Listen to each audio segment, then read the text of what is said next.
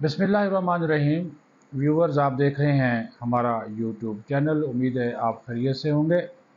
बड़ा फ़ैसला इस वजह से भी बड़ा है कि साबिक़ जो जज थे, जस्टिस रिटायर्ड शौकत अज़ीज़ सिद्दीकी, उनको जो इस्लामाबाद हाई कोर्ट के जो साबिक़ जज थे जिनको बरतरफ़ कर दिया गया था, उनकी बरतरफ़ी सुप्रीम कोर्ट ने कालअदम करार दे दी है। उनको रिटायर्ड जज डिक्लेयर किया है। तमाम मरात पेंशन जो उनकी हक बनता है बतौर रिटायर्ड जज वो लेंगे। और जो 5 रुकनी लार्जर बेंच ने फ़ैसला महफूज किया था वो आज जारी किया गया है, जिसमें कहा गया है कि शौकत अज़ीज़ सिद्दीकी की बरतरफ़ी के ख़िलाफ़ अपीलें मंजूर की जाती हैं। उनको रिटायर्ड जज की तमाम मराद दी जाएँ। चूँकि केस ताख़ीर से मुकर्रर हुआ, इस वजह से शौकत अज़ीज़ की उम्र 62 साल पूरी हो चुकी है। उनको ओहदे पर तो बहाल नहीं किया जा सकता, लेकिन वो रिटायर्ड हाई कोर्ट से रिटायर्ड जज तसव्वुर जो है वो होंगे। अच्छा, इसमें ये बड़ा इम्पोर्टेंट नुक्ता है, ये मैं आपको बता दूं।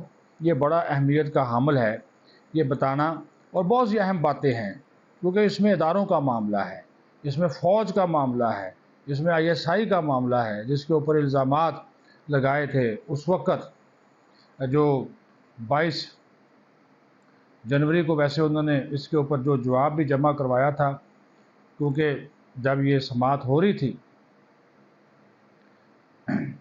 तो साबिक़ DGI lieutenant general retired Faiz Hamid, brigadier retired Irfan Ramay, साबिक़ chief justice Islamabad high court Anwar Kasi, साबिक़ registrar supreme court Arbab Arif को नोटिस जारी किया था,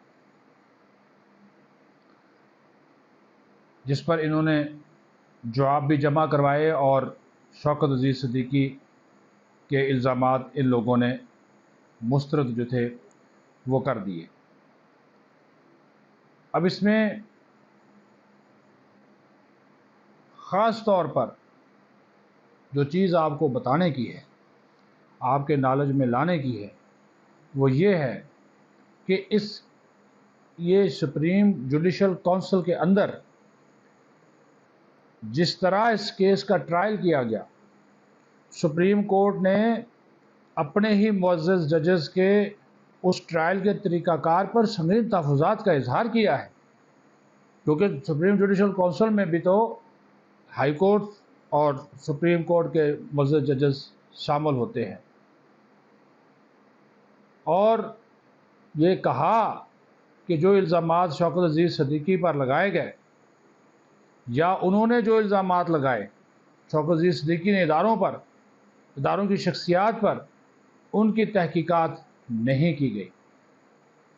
जनरल रिटायर्ड फैज़ हमीद पर लगाए गए संगीन इल्ज़ामात पर भी बात की गई है इस फैसले में, और कहा है कि बिलाशुबा शौकत अज़ीज़ सिद्दीकी ने फैज़ हमीद पर संगीन इल्ज़ामात लगाए और उन्हें इल्ज़ामात साबित करने का मौका फराहम नहीं किया गया। अदालत ने इस खामियों को मद्देनज़र रखते हुए इनको नोटिस जारी किए। जिन पर इल्ज़ामात लगाए गए सब ने इल्ज़ामात से इनकार किया।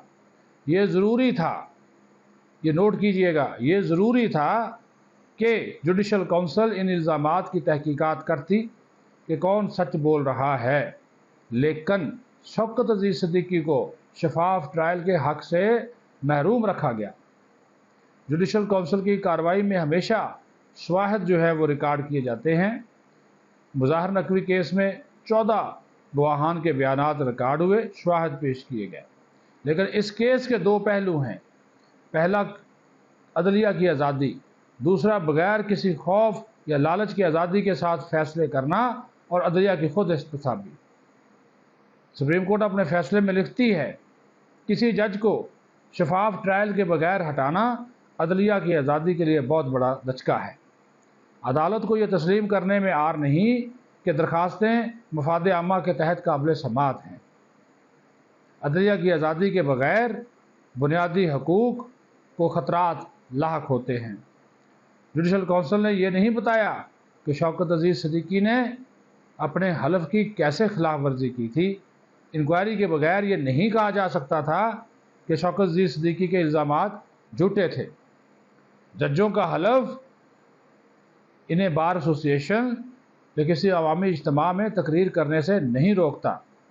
فیصلے میں 22 جولائی 2018 کے آرمی چیف کے خط، جنرل ریٹائرڈ قمر جاوید باجوہ کے خط، اور 24 جولائی 2018 کے وفاقی حکومت کے خط کا بھی حوالہ دیا گیا ہے، جس میں بتایا گیا کہ آرمی چیف اور وفاقی حکومت کی جانب سے 2 الگ الگ شکایات بھیجی گئی تھیں، جس میں الزامات کی تحقیقات کا مطالبہ کیا گیا تھا۔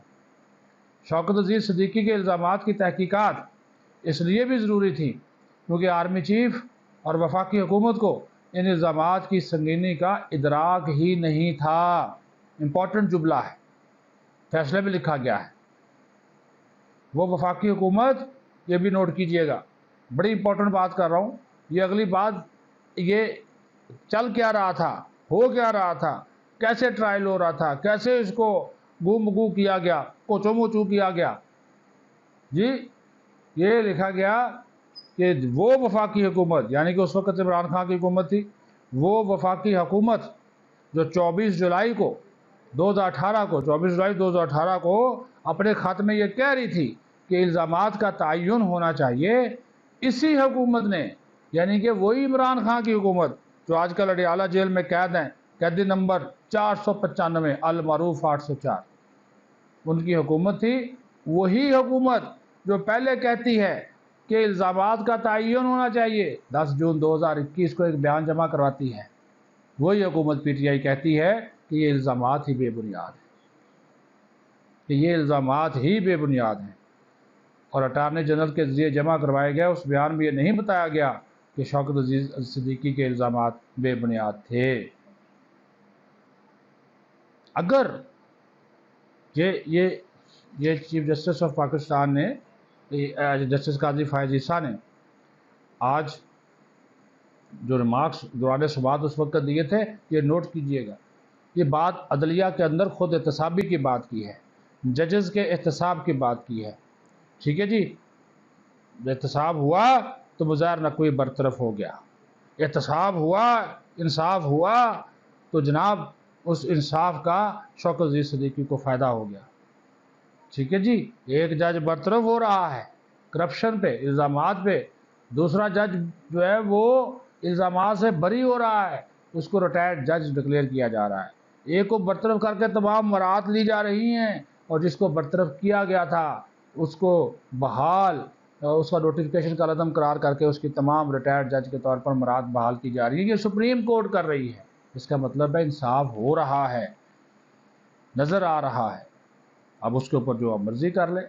قاضی فائز عیسیٰ نے ریمارکس دیے تھے، محتاط چلنا ہوگا، کہیں اداروں کے درمیان قائم آئینی توازن خراب نہ ہو۔ تو جناب اعلیٰ شوکت عزیز صدیقی کو فیئر ٹرائل نہیں ملا، نواز شریف بھی کہتا تھا اس کو فیئر ٹرائل نہیں ملا، لیکن اگر ایسے بڑے انصاف کے ادارے کے حوالے سے انگلیاں اٹھیں گی تو پھر عام بندہ کدھر جائے؟ یہ تو اچھی بات ہے کہ سپریم کورٹ نے خود اپنا احتساب کرنا شروع کر دیا، آئین اور قانون کا راستہ جو ہے وہ لینا شروع کر دیا، اب تو وہ نظر نہیں آ رہا کہ کوئی پسند ہے ناپسند ہے، اس کی طرف تو فیصلے نہیں آ رہے۔ بہرحال یہ امپورٹنٹ کیس تھا، کئی سالوں سے زیر التوا تھا، جس وجہ سے آپ کے نالج میں جو کیونکہ فیصلہ محفوظ شدہ فیصلہ جاری ہو گیا، جس وجہ سے آپ کے نالج میں انفارمیشن لانا بہت ضروری تھی۔ اپنا خیال رکھیں، پاکستان زندہ باد۔